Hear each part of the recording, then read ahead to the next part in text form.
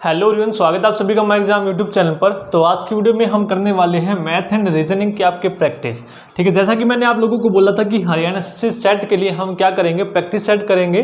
तो math and reasoning को हम एक साथ लेकर चलेंगे, बाकी जो सब्जेक्ट है उसकी भी हम प्रैक्टिस सेट करेंगे। तो आज की वीडियो में पहले हम करेंगे रीजनिंग के 5 क्वेश्चन, उसके बाद करेंगे हम मैथ के जितने भी आपके इंपॉर्टेंट क्वेश्चन है, तो सभी के सभी हम यहाँ पर करने वाले हैं। आपके सेट एग्जाम के लिए बहुत ही इंपॉर्टेंट होने वाली है ये सीरीज। ठीक है, तो जो भी हम प्रैक्टिस सेट करेंगे तो आपकी अलग से प्लेलिस्ट बना दी गई है Haryana SSC set practice papers. ठीक है, तो वहां पर आप देख सकते हैं जितने भी हम प्रैक्टिस सेट करेंगे वहां पर आपको कंप्लीट मिल जाएगी। तो स्टार्ट करते हैं आज की वीडियो का। जो हमारा पहला क्वेश्चन होने वाला है रीजनिंग का, जो हम करेंगे इसमें मिक्स करेंगे ताकि आपको भी पता लग जाए कि हमारी जो है कमियां कहां पर है, ताकि आप पूरा कर पाए। तो पहला क्वेश्चन होने वाला है रीजनिंग का, क्या है जो क्वेश्चन है वो मैं बोलूंगा, आपको लिख लेना क्योंकि प्रैक्टिस सेट है। तो प्रैक्टिस में केवल आपको समझ में आना चाहिए कि क्वेश्चन किस तरीके से करने हैं, क्योंकि हालांकि आप ये पढ़ चुके होंगे तो प्रैक्टिस सेट में, ताकि हम क्वेश्चन जो है अच्छे से कर लें। पहला क्वेश्चन क्या है, इफ यू आर गोइंग और facing north east and move 10 metre forward. तो डायरेक्शन का क्वेश्चन है। क्या बोला है उसने, यदि आप उत्तर पूर्व की ओर मुंह करके खड़े हैं, तो ये हमारा है नॉर्थ ईस्ट साउथ वेस्ट है। तो यानी कि नॉर्थ ईस्ट हमारा कहाँ पर होगा, ये बीच में। तो ये हमारा क्या है, नॉर्थ ईस्ट। ठीक है, तो नॉर्थ ईस्ट की तरफ क्या करके खड़े हो, आप मुंह करके खड़े हो, फिर आप क्या करते हो 10 मीटर आगे चलते हो। तो यानी कि नॉर्थ ईस्ट की तरफ खड़े हो और इसी डायरेक्शन में आगे क्या करते हो, 10 मीटर तक चलते हो। ठीक है, 10 मीटर तक आगे चले। उसके बाद उसने बोला है कि लेफ्ट मुड़कर 7.5 मीटर और चलते हैं। तो ये इधर हम जा रहे हैं, तो ये हमारा राइट है और ऊपर वाला क्या है, लेफ्ट है। तो लेफ्ट मुड़कर कितना जाते हैं, 7.5। ठीक है, 7.5। तो अब जो है शुरू की जो पोजीशन है उससे कितनी आगे हम है ये बताना है। ठीक है, नॉर्थ ईस्ट की तरफ क्या करे हैं, मुंह कर खड़े हैं, 10 मीटर चढ़े, फिर क्या है लेफ्ट मुड़कर 7.5 मीटर चले, फिर जो है हमारी शुरुआत की पोजीशन से हम कितनी दूरी पर है। तो अब कुछ बच्चे सोचेंगे कि सर आपने ये कैसे बना दिया पूरा, कि हमें तो अभी नहीं पता कि ये पूरा है कि नहीं है। तो यहाँ पर आप ध्यान से देखेंगे तो यहाँ पर आपका ट्रिपलेट यूज होगा। जब मैं मैथ करवाता हूँ तब भी आपको बताता हूँ 3, 4 और 5 का ट्रिपलेट। तो यदि ये परपेंडिकुलर है, ये 3 है, ये 4 है, तो ये हमारा कितना होगा, 5। तो यहाँ पर यदि आप ध्यान से देखो तो ये क्या है, 2.5 का 4 गुना है। 75 जो है 7.5 क्या है, 2.5 का 3 गुना है। तो यहाँ पर यदि आप देखो तो ये 3 है, ये 4 है, लेफ्ट मुड़े हो तो ये 90 डिग्री है। तो ये हमारा हाइपोटेन्यूज होगा कि नहीं होगा, तो 3, 4, तो ये कितना हो जाएगा, 5।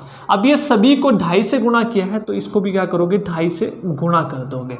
तो डायरेक्ट हमारा आंसर आ जाएगा 25 पंजे 125 और 1 पॉइंट लगा देंगे पीछे से। तो शुरुआत से 12.5 मीटर हम आगे हैं नॉर्थ डायरेक्शन में। तो इसीलिए हाइपोटेन्यूज ये क्या है, कंप्लीट ट्रायंगल बनेगा 3, 4 और 5 का। इसीलिए जो है आपका बाएं मुड़कर जो 7.5 चला तो कंप्लीट इस लाइन पर टच करेगा ये आके, ताकि ये पूरा त्रिभुज आपका बन जाए। क्लियर है, यदि आपको ये चीजें याद रहेंगी तो जल्दी से आप क्वेश्चन कर लेंगे, नहीं तो आप इस तरीके से निकाल सकते हैं a² + b² = हाइपोटेन्यूज का स्क्वायर। ठीक है, या फिर आप कहते हैं लंब का स्क्वायर, यानी कि और आधार का स्क्वायर, बेस का स्क्वायर। इस तरीके से भी आप निकाल सकते हैं। तो जितना ज़्यादा आप याद रखेंगे उतना आप लोगों के लिए आसान होगा। 12.5 मीटर हमारा आंसर हो जाएगा। तो इसी तरीके से मिक्स क्वेश्चन, यदि आपको ये तरीका ठीक लगा है तो कमेंट करके जरूर बताएं कि इस तरीके से हम चले या नहीं चले, कि मैथ एंड रीजनिंग के एक साथ क्वेश्चन लेकर चले। यदि आप चाहते हैं कि कोई और पोर्शन भी हम इसमें ऐड करें तो आप कमेंट में जरूर बताइएगा। इसके अलावा हम टेस्ट सीरीज भी अपनी स्टार्ट करेंगे, आने वाले दिनों में आपको वो भी मिल जाएगी। अगला जो प्रश्न है वो क्या है, 6, 1 और 7 का मतलब मीन्स, इसका मतलब है स्वीट एंड हॉट। ये सभी के सभी क्वेश्चन मैं आप लोगों को करवा चुका हूँ। ठीक है, कंप्लीट स्वीट एंड हॉट। उसके बाद है 7, 3 और 5। इसका मतलब है कॉफी इज स्वीट। कॉफी क्या है, स्वीट है। उसके बाद है 2, 6 और 3, 2, 6 और 3। इसका मतलब क्या है, टी इज हॉट। ये टॉपिक यदि आपको क्लियर नहीं है तो जरूर देखिएगा, रीजनिंग की प्लेलिस्ट बनी हुई है हरियाणा एसएससी रीजनिंग, ठीक है, वहाँ पर भी आप देख सकते हैं। और सेट के लिए भी हमने स्टार्ट कर रखी है हरियाणा एसएससी सेट रीजनिंग, जिसमें हम शुरुआत से कर रहे हैं, तो दोनों प्लेलिस्ट जरूर देख लें। अब कैसे करेंगे, पहले वाले 2 उठाएंगे, इनमें जो कॉमन, पहले इस साइड और फिर इस साइड, इन दोनों में क्या कॉमन है, स्वीट एंड हॉट। यहाँ पर है कॉफी इज स्वीट, यानी कि स्वीट आपका दोनों में कॉमन है, तो इसको सर्कल करेंगे। फिर इसी तरह से इन दोनों में 7 कॉमन है, तो इन दोनों को क्या करोगे, सर्कल। जो सर्कल सर्कल वाला क्या होगा, सर्कल का नंबर, तो स्वीट का हमें मिल गया 7 नंबर, ठीक है। तो यहाँ पर जो हमारा क्वेश्चन था कॉफी इज हॉट का मतलब बताना है आपको क्या होगा, कॉफी इज हॉट। थोड़ा फास्ट चलेंगे क्योंकि प्रैक्टिस सेट है, यदि आप स्लो पढ़ना चाहते हैं तो आप चैप्टर वाइज देख सकते हैं। उसके बाद पहला दूसरा लिया, उसके बाद दूसरा तीसरा उठाएंगे, इन दोनों में देखेंगे कॉफ़ी इज़ स्वीट और टी इज़ हॉट, तो इसमें इज़ हमारा क्या है, कॉमन है, तो अलग अलग से आप क्या कर लेंगे, मार्क कर लेंगे। इसी तरह से इसमें क्या है, 3 कॉमन है, ठीक है, यहाँ पर इज़ कॉमन है, यहाँ पर 3 कॉमन है, इसका मतलब क्या है, इज़ का कोड क्या है हमारा 3 है, इज़ का कोड हमारा क्या है 3 है, क्लियर है। अब देखो यहाँ पर हमें इज का भी मिल गया, स्वीट का भी मिल गया, 7 और 3, तो 5 बचा है, तो 5 किसका हो जाएगा, कॉफ़ी का, 5 किसका हो जाएगा, कॉफ़ी था, तो कॉफ़ी का यहाँ पर लिख लेंगे 5, इज का हमारा हो गया था 3 और रह गया हमारा हॉट। यदि आपको ऑप्शन में इस तरह से ऑप्शन मिले 5, 3, 6, 3, 7, 2, तो आपको हॉट निकालने की ज़रूरत नहीं है, क्योंकि 5, 3 आपने निकाल लिया है, बाकी सभी ऑप्शन अलग हैं, तो डायरेक्ट आप आंसर मार्क कर देंगे 5, 3। तो यही आपके तरीके होते हैं टाइम बचाने के लिए। तो यहाँ पर आप देखेंगे यदि एक और ऑप्शन है 5, 3, तब आप जाएंगे हॉट पे, क्योंकि इसमें 5, 3 और 5, 3 कॉमन आ गया है। अब हॉट के लिए हमें क्या करना पड़ेगा, पहले और तीसरे को कंपेयर करना पड़ेगा, तो पहले और तीसरे में भी क्या कॉमन है, हॉट कॉमन है, लाइन से मार्क कर लो। अब पहले और तीसरे में नंबर कौन सा कॉमन है, 6 नंबर कॉमन है, 6 नंबर, तो 6 नंबर किसका हो जाएगा, हॉट का, तो ये हो जाएगा हमारा फाइनल 5, 3 और 6, क्लियर है, 5, 3 और 6 हमारा आंसर। आगे चलते हैं। यदि आपको वीडियो अच्छी लग रही है तो शेयर ज़रूर कीजिएगा, जितना ज़्यादा आप सपोर्ट करेंगे मुझे, उतना ही मुझे मोटिवेशन मिलता है आप लोगों के लिए ज़्यादा से ज़्यादा वीडियोस लाने का, और कंटेंट आपको हमारे चैनल पर ज़बरदस्त मिलेगा। यहाँ आपको वो कंटेंट मिलने वाला है जो कहीं भी नहीं मिलेगा, ठीक है। बाकी सभी चैनल्स पर आप देखेंगे एमसीक्यू की फॉर्म में आपको चीज़ें मिलेंगी, लेकिन यहाँ पर आपको थ्योरी भी मिलेगी, टॉपिक वाइज भी मिलेंगे, प्रैक्टिस भी मिलेंगे, प्रीवियस ईयर भी मिलेंगे, आपको सारी चीज़ें यहाँ पर मिलने वाली हैं। नेक्स्ट क्वेश्चन है, दिल्ली को हम यदि कोड करते हैं, किसी कूट में दिल्ली को लिखा जाता है 7, 3, 5, 4, 1, और इसी कूट में कलकत्ता को लिखा जाता है 8, 2, 5, 8, 9, 6, 6, 2, तो इसी कूट में कालीकट को क्या लिखेंगे। तो कोडिंग एंड डिकोडिंग मैंने आपको करवाया है, जब भी आपको बताया था कि 2 शब्द मिले और दोनों की कोडिंग आपको नंबर के अनुसार ना मिले, जैसे कि डी का नंबर क्या होता है, 4 होता है, लेकिन यहाँ पर 7 नंबर दिया गया है, तो जो नंबर इन दोनों में कॉमन है ना लेटर, जैसे कलकत्ता और दिल्ली में कॉमन आपको क्या मिलेगा, आपको देखिए डी ई बी कॉमन नहीं है, एल कॉमन है, तो यहाँ पर एल को 5 है, तो यहाँ पर भी देख लो एल को 5 नंबर क्या किया है, कोड किया है। इसका मतलब क्या है, ये डायरेक्ट कोडिंग का हमारा आंसर है, डायरेक्ट कोडिंग का हमारा सवाल है। तो फिर आपको कुछ नहीं करना, सी के नीचे जो लिखा है वो डायरेक्ट लिख दो उठा के, ए के नीचे 2 लिखा है डायरेक्ट लिख दो, एल के नीचे 5 लिखा है लिख दो, आई के नीचे 1 लिखा है लिख दो, सी के नीचे देखो, सी के नीचे दोनों के नीचे 8 है, तो ये क्या है, डायरेक्ट कोडिंग है, ठीक है, 8 है, यू के नीचे 9 है और टी के नीचे हमारा 6 है। देखिए टी के नीचे दोनों के नीचे 6 है, तो हमारा आंसर हो जाएगा 825, 18, 96, क्लियर है, 825, 18, 96। आगे चलते हैं। तो यहाँ पर आपके सारे के सारे चैप्टर जो है रिवाइज हो जाएंगे।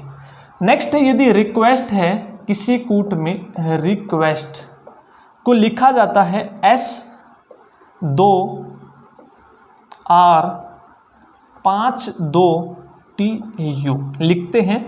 और पर्ल को क्या लिखेंगे? PEARL, इसी कूट में पर्ल को क्या लिखेंगे? अब यहाँ पर यदि आप ध्यान से देखें R की जगह लिख दिया S, E की जगह 2, Q की जगह R, U की जगह 5, E की जगह 2, S T T U। तो यहाँ पर यदि आप ध्यान से देखें तो जितने भी आपके वॉवल्स हैं A E I O U, उनको तो इसने लिख दिया नंबर की फॉर्म में, और बाकी जो कंसोनेंट हैं उनका एक अगला जो है लेटर वो लिख दिया। तो कंसोनेंट आपके A E I O U होते हैं। तो यहाँ पर देख लो, E को उसने 2 लिखा है, U को उसने 5 लिखा है। तो इसका मतलब क्या है, जितने भी वावल्स हैं उनकी नंबरिंग कर दी 1 2 3 4 5, इस तरह से। क्लियर है, पता लग गया। अब इसी तरह से यहाँ पर देख लो, जो वावल्स हैं उनकी नंबरिंग लिख देनी है, और जो कंसोनेंट है उनका अगला लेटर। तो P के बाद Q, E के नीचे 2 है, A के नीचे 1 है, R S, और L के बाद क्या आएगा? L M।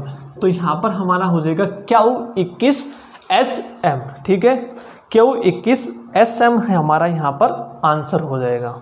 तो इस तरह से आपको क्वेश्चन करने हैं अपने।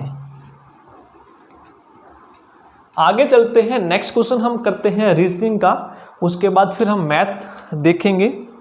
क्या है? 11 115, उसके बाद है 10 90, ओड वन बताना है, विषम बताना है, इनमें से कौन सा है?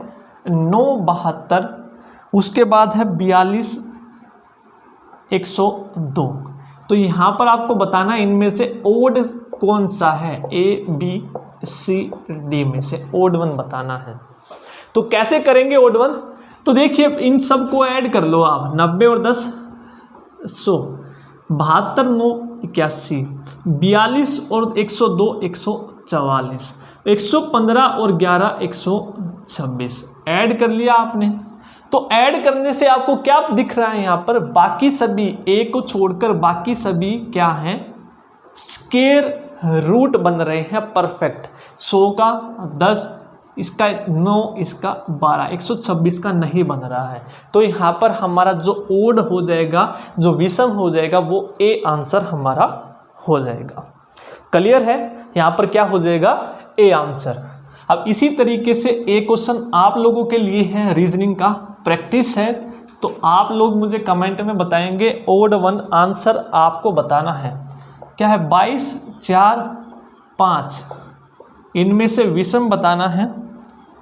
34 4 और 8, अगला है 37 4 और 9, लास्ट है 54 4 और 13। इसका आंसर आप लोग मुझे कमेंट में बताएंगे कि कौन सा इनमें से विषम है, ओड है। ठीक है, आप इसको कमेंट में मुझे आंसर बताएंगे। अब नेक्स्ट हम करते हैं अपना मैथ। मैथ के क्वेश्चन देखते हैं हम कुछ। क्या है? पहला ट्रिग्नोमेट्री का। आप देखिए, प्रैक्टिस से पता क्या चलेगा कि कौन सा तरीका आप अपनाते हैं। यहाँ पर आपको पता चलेगा कि कैसे क्वेश्चन किए जाते हैं हमारे चैनल पर। देखिए, ट्रिग्नोमेट्री का है 2 sin 6 थीटा प्लस, कुछ बच्चे तो क्या करेंगे, इस तरह के क्वेश्चन देख के ही छोड़ देंगे, हमें नहीं आता, आगे चलो। आप खुद ही देख लेना क्वेश्चन कितना बड़ा है और सॉल्यूशन कितने आसान मिलेंगे। तो यदि आप भी इसी तरह की ट्रिक सीखना चाहते हैं तो हमारे सेकंड चैनल को सब्सक्राइब कर सकते हैं, माय एग्जाम ट्रिक, जहां पर आपको मैथ एंड रीजनिंग की ट्रिक सिखाई जाती हैं हर एक टॉपिक की। ठीक है, वो भी आप जरूर सब्सक्राइब कर ले, लिंक आपको डिस्क्रिप्शन बॉक्स में मिल जाएगा। यदि आप हमारे टेलीग्राम चैनल से जुड़ना चाहते हैं तो उसका भी लिंक आपको मिल जाएगा नीचे, जहां पर आपको PDF मिलती रहेंगी। अब देखिए, जब कभी भी आपको ट्रिग्नोमेट्री का क्वेश्चन दिखे, चाहे वो कितना भी बड़ा हो, और पूरा का पूरा क्वेश्चन केवल 2 में हो, साइन में और कोस में, इसके अलावा कुछ ना हो, पूरा का पूरा क्वेश्चन क्या हो, केवल और केवल साइन में हो और कोस में हो, तो आपको कुछ नहीं करना, थीटा की वैल्यू 0 पुट कर देनी है। थीटा की वैल्यू क्या रख देनी है? 0 रख देनी है। अब जैसे ही आप 0 रखेंगे, इसके अंदर देखिए, साइन 0 क्या होता है? 0। ठीक है, कोस 0 क्या होता है? 1। उसकी पावर कुछ भी हो, 1 की 1 ही रहेगा। ठीक है, माइनस में 3, सेम साइन 0 रखेंगे तो साइन 0 0 होता है। प्लस में कोस 0 1 होता है, 1 की पावर 4 तो 1 ही रहेगा, प्लस में 2। ठीक है, अब ये 1 हो गया तो ये 2 हो गया, ये 1 है तो ये -3 हो गया, ये +2, तो 4 - 3 फाइनल हमारा आंसर कितना आ जाएगा 1। अब आप खुद ही देख लो कितना इसमें समय आप लोगों को लगा है क्वेश्चन सोल्व करने में। ठीक है, क्वेश्चन कितना बड़ा है, सिर्फ साइन कोस में हो पूरा क्वेश्चन ट्रिग्नोमेट्री का तो क्या कर देना है, वैल्यू थीटा की 0 पुट कर देनी है। अब अगला प्रश्न क्या है, average of marks obtained by 8 student क्या है, 51 है। जो 8 स्टूडेंट हैं उनके द्वारा जो एवरेज नंबर प्राप्त किए गए हैं वो कितने हैं, औसत नंबर वो है 51 है। उसके अलावा जो अन्य जो 9 हैं, अन्य 9 स्टूडेंट हैं जो उनके द्वारा जो एवरेज औसत नंबर लिए गए हैं वो कितने हैं, वो हैं 68। तो आप लोगों को बताना है कि औसत नंबर इन 17 के द्वारा 8 9 17 के द्वारा कितने लिए गए हैं। Average marks obtained by all 17 student. ठीक है, 8 स्टूडेंट हैं उनके द्वारा औसत नंबर लिए गए 51 किसी परीक्षा में, 9 स्टूडेंट हैं अन्य इन 8 से अलग उनके द्वारा लिए गए हैं 68। तो इन दोनों के द्वारा यानी कि 17 के द्वारा कितने औसत लिए गए हैं। अब देखिए एवरेज का यदि आपने मेरा देखा होगा क्वेश्चन मैं कैसे करवाता हूँ, एवरेज को एवरेज से कंपेयर करवाता हूँ। कैसे, 8 विद्यार्थी हैं, स्टूडेंट ऊपर लिखेंगे, इनके द्वारा जो एवरेज लिए गए हैं वो नीचे लिखोगे कितने हैं, 51 है। अन्य जो 9 हैं उनके द्वारा औसत कितने लिए गए हैं, 68। ठीक है, बराबर में 8 और 9 17, तो ये जो 17 है इनके द्वारा जो एवरेज है वो कितनी है, ये आप लोगों को निकालनी है। अब देखिए जो एवरेज है इसकी 51 है, इसकी 68 है, तो हम इसके आसपास मान लेते हैं। आप कुछ भी मान लो, 51 से लेकर 68 के बीच में कुछ भी मान लो आप एवरेज। हम मान लेते हैं भाई कि इन 17 के द्वारा जो औसत है वो 60 लिए गए हैं। कैसे करोगे आप क्वेश्चन, 60 लिए गए हैं ये आप मान लो।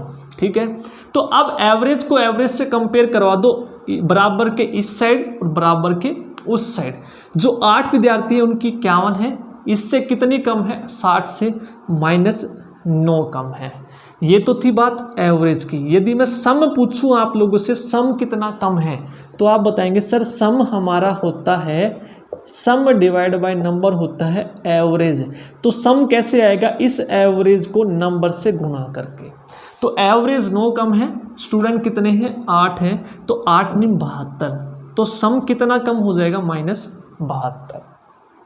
अब ये देखिए इससे कितनी ज़्यादा है, 68, 8 ज़्यादा है, +8, माइनस और प्लस लगा के चलेंगे।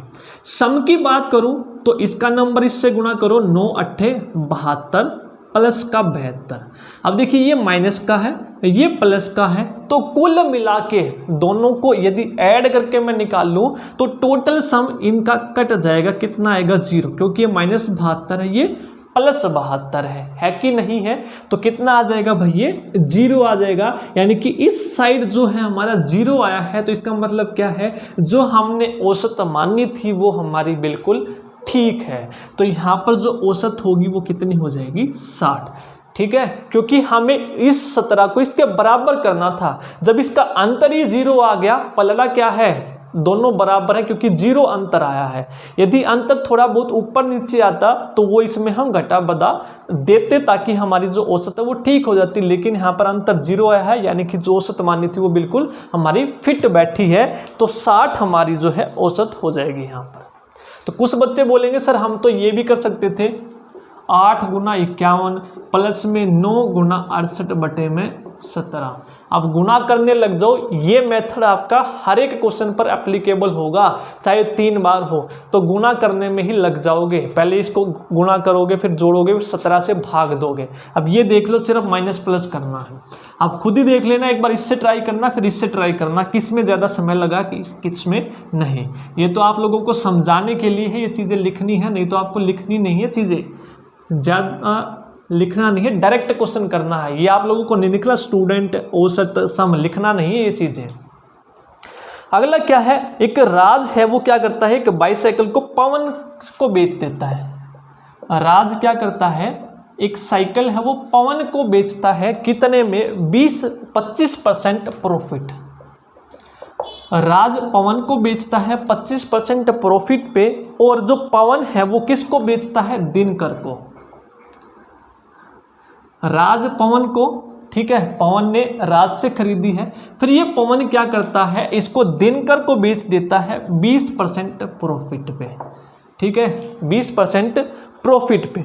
यदि दिनकर 156 रुपये देता है, जो दिनकर है वो कितने रुपए देता है, 156 रुपये पे करता है, तो राज कितने पे करता है इस साइकिल के लिए, यानी कि स्टार्टिंग में राज ने ये कितने की खरीदी थी, ठीक है, स्टार्टिंग में राज ने ये कितने की खरीदी थी। तो दो तरीके से कर सकते हैं आप ये क्वेश्चन, एक तो डायरेक्ट SP बराबर है CP 100 ± x/100, ठीक है। मान लीजिए ये इसने x की खरीदी है, तो x में पहले 125/100, फिर 120/100, इस तरह से लास्ट में कितना आ जाएगा, 156। या फिर जब कभी भी आपका इस तरह से क्वेश्चन मिले ना, राज ने पवन को, पवन ने दिनकर को, फिर दिनकर ने फिर आगे बेची है, यदि इस तरीके से आपका क्वेश्चन आप लोगों को मिले तो कैसे करना है, ये आपका क्या होगा, सक्सेसिव का मेथड। ये मेथड जो है आपका हर एक चीज़ पे अप्लाई होगा, डिस्काउंट पे भी होगा, ठीक है। इसीलिए मैं बता रहा हूँ ये मेथड यदि आप यूज़ करेंगे तो ये डिस्काउंट में भी, कैसे, आपके 3 डिस्काउंट हैं, 10%, 15%, यदि वो एक डिस्काउंट निकालना है तो क्या होगा, तो वहाँ पर भी आप ये मेथड लगा सकते हैं, इसीलिए मैं ये मेथड बता रहा हूँ। अब देखिए 25% का मतलब क्या है, 1/4, 20 का मतलब क्या है, 1/5। क्लियर है, ये चीज़ें मैं मान के चल रहा हूँ कि आपको पता होगा कि 20% का मतलब 1/5 कैसे आया। अब इसका मतलब क्या होता है कि 4 पे प्रॉफिट हुआ है 1 का, इसका मतलब क्या है 5 पे प्रॉफिट हुआ है 1 का। तो यहाँ पर लिख लो, पहले राज ने पवन को बेची 25%, यानी कि 4 पे 1 का मुनाफा, 4 पे 1 का मुनाफा यानी कि 5 की बेची, 4 की लेके 1 का मुनाफा करके 5 की बेच दी।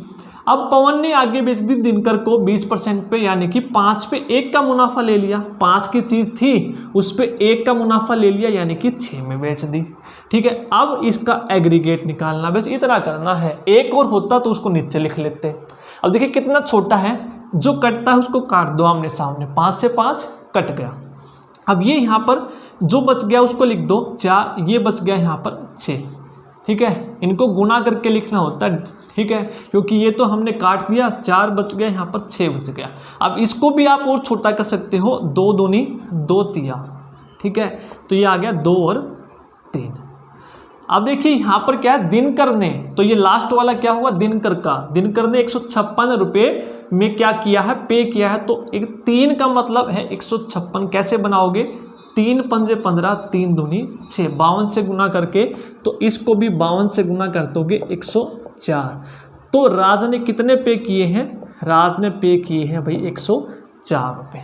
क्लियर है, राज ने कितने पे किए हैं, 104 रुपये। अब ये मेथड यदि आपको समझ में नहीं आया है तो एक बार और देखिएगा, नहीं तो फिर आप हमारी वीडियोस देख सकते हैं, वहाँ पर मैंने करवाया हुआ है, नहीं तो सेट के लिए जल्द ही मैथ की क्लासेस भी शुरू करेंगे, वहाँ पर डिटेल से करवाएंगे। अगला है 3 बोतल है जिनकी कैपेसिटी बराबर है, 3 बोतल है, 1, 2 और 3, तीनों की कैपेसिटी क्या है, बराबर है।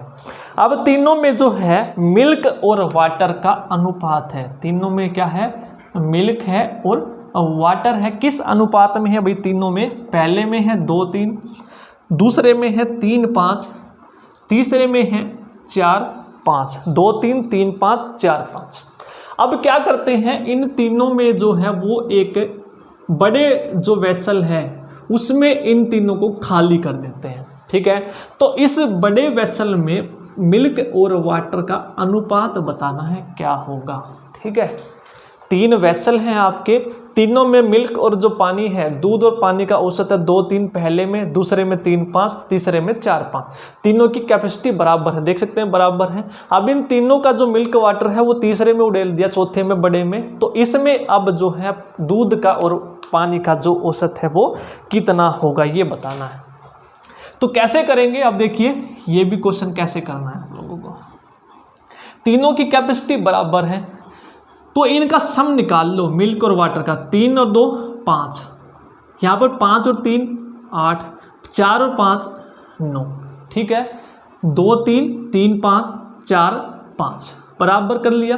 अब इनका एलसीएम ले लो और इनको बराबर बना दो, क्योंकि बराबर कैपेसिटी है तो बराबर कैसे बनाओगे, ये 5 है, ये 8 है, ये 9 है, तो इसको बराबर बनाना है। तो बराबर कैसे बनाएंगे, इनके एलसीएम से इनको गुना करके, और इनका एलसीएम कितना आएगा 8 में 40 और 9 360 है, ठीक है। तो इस तरह से आप करेंगे। अब देखिए यहाँ पर क्या है, 5 है, इस 5 को 8 9 से गुना करना पड़ेगा, ठीक है, बराबर तभी होंगे ये। अब इस 8 को इसको छोड़ के बाकी जो बच गए 5 और 9 से गुना करना पड़ेगा।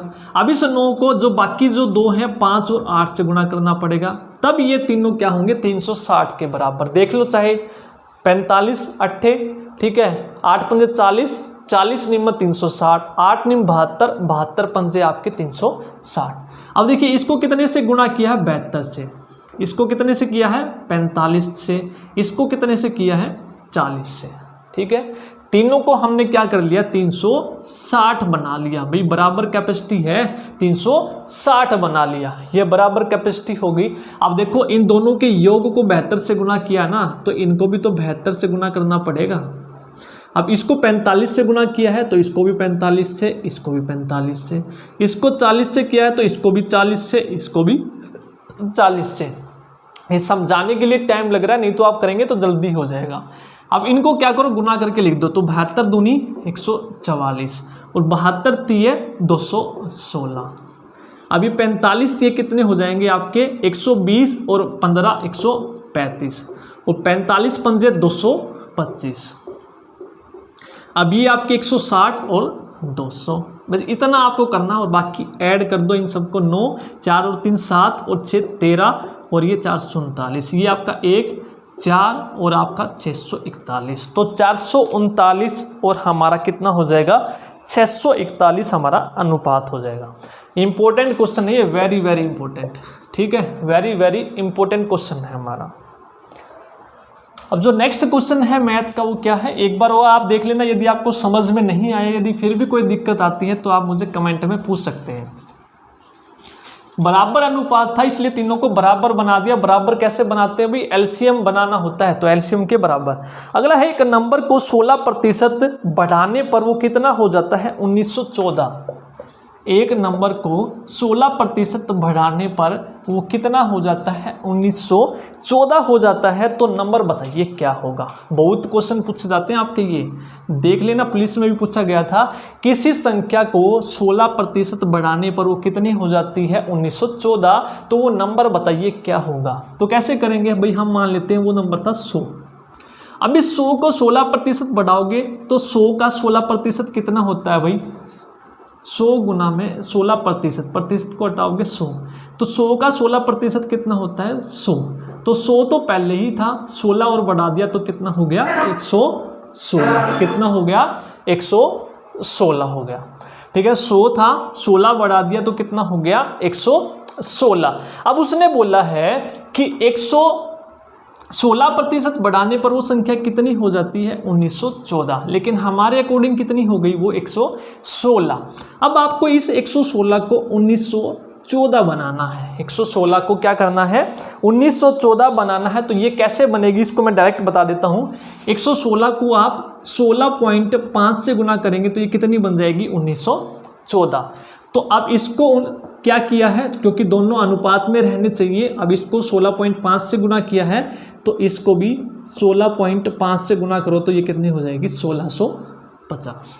तो वो संख्या भाई कितनी है 1650 है। क्लियर है सबको। इस तरीके से आप लोगों को क्वेश्चन करने हैं। तो ये थे आज की हमारी वीडियो के मैथ एंड रीजनिंग के प्रैक्टिस। वीडियो में ज़रूर बताइएगा कमेंट करके आपको ये सेशन जो है हमारा कैसा लगा, इसको कंटिन्यू रखें या फिर इसमें कोई और भी चैप्टर हम ऐड कर सकते हैं, सब्जेक्ट ऐड करवाना चाहते हैं तो आप मुझे ज़रूर बताइए। आज की वीडियो में इतना ही। Thank you.